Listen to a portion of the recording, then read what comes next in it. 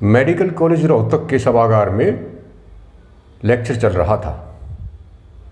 सभागार में सभी यूनिवर्सिटीज़ के वाइस चांसलर, रजिस्ट्रार, कंट्रोलर, कॉलेजों के प्रिंसिपल, डायरेक्टर और अन्य उच्च अधिकारी मौजूद थे।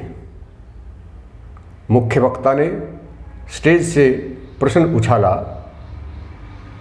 जितने भी लोग इस हॉल में मौजूद हैं करीब करीब 50 साल से ऊपर की उम्र के हैं और आप सभी के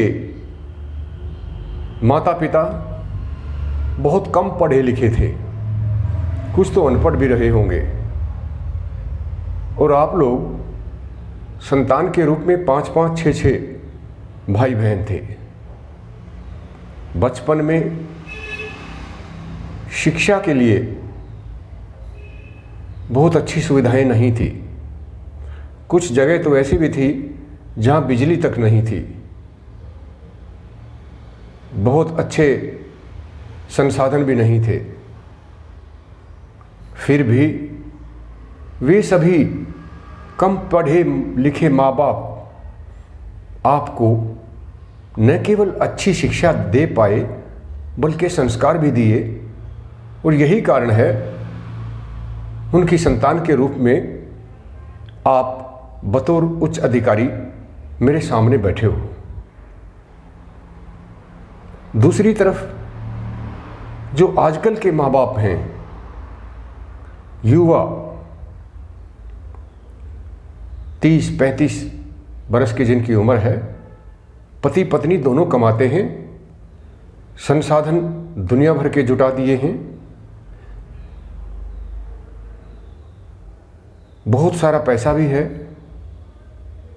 संतान के रूप में ज़्यादा से ज़्यादा 2 और कईयों की तो सिर्फ एक ही संतान है। पूरा जोर लगा रखा है,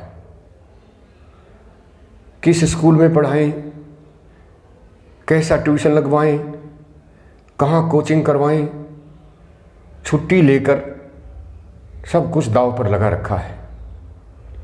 किंतु फिर भी उन्हें ये भरोसा नहीं कि उनकी संतान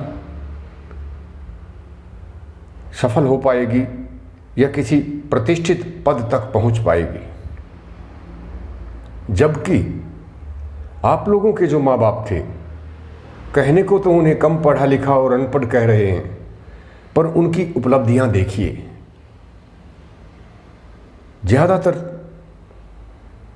लोगों के बच्चे उस वक्त के उच्च अधिकारी के रूप में, चाहे वो आर्मी है, सिविल है, पुलिस है, शिक्षा है, हर क्षेत्र में मिलेंगे।